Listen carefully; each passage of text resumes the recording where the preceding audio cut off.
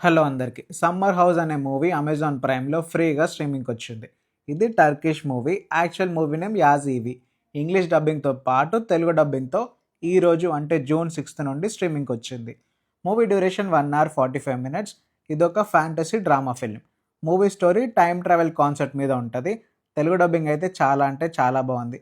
ఫ్యామిలీతో చూడలేము ఎందుకంటే కొన్ని బోల్డ్ సీన్స్ ఉన్నాయి. ఇక 'సమ్మర్ హౌస్' స్టోరీ గురించి వస్తే హీరోయిన్‌కి తన జాబ్ అంటే అస్సలు నచ్చదు. సో, ఆ జాబ్ వదిలేస్తది. వాళ్ళ మదర్‌కి తను ఇలా జాబ్ వదిలేయడం, తను రెస్పాన్సిబిలిటీగా లేదని చాలా కోపం.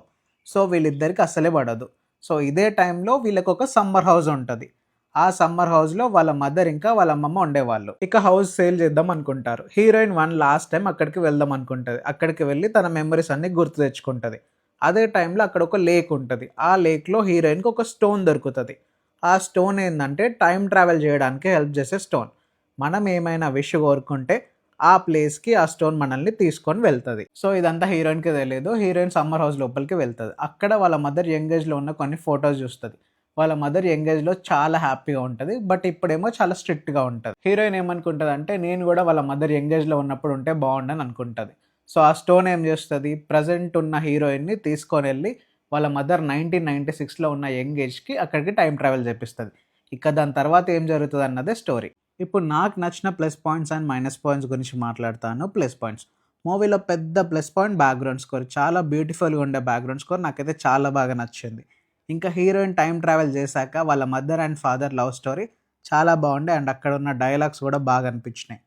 ఇంకా హీరోయిన్ వాళ్ళ మదర్‌తో టైమ్ స్పెండ్ చేయడం, వాళ్ళ మదర్ గురించి తెలుసుకోవడం, లైక్ వాళ్ళ మదర్ అప్పుడు చాలా కామ్ అండ్ కూల్‌గా ఉంటది. ఇప్పుడేమో చాలా స్ట్రిక్ట్‌గా ఉంటది.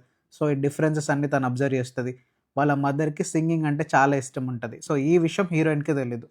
సో, ఇవన్నీ తను తెలుసుకుంటది. ఇదంతా చాలా చూపిచ్చారు. ఇంకా మూవీ స్టార్టింగ్ నుండే స్టోరీలోకి తీసుకొని వెళ్తారు. సో, అది మంచిగా అనిపించింది ఎక్కడ ల్యాగ్ చేయకుండా. అండ్ క్లైమాక్స్ అయితే చాలా అంటే చాలా బాగుండే. నెగెటివ్స్ ఏం లేవా అంటే కంప్లీట్‌గా ఫ్యామిలీ డ్రామా మూవీ ఇది. సో, ఆ బోల్డ్ సీన్స్ లేకుండా ఉంటే బాగుండని అనిపించింది. అండ్ కొంచెం మూవీ స్లోగా అనిపిస్తది మధ్యలో మనకి. ఇంకా స్టోరీ గూడా కొంచెం ప్రిడిక్టబుల్‌గా ఉంటది. సో, ఓవరాల్‌గా నాకెలా అనిపించిందంటే బావుంది మూవీ. నాకైతే చాలా బాగా నచ్చింది. నా రేటింగ్ 3/5.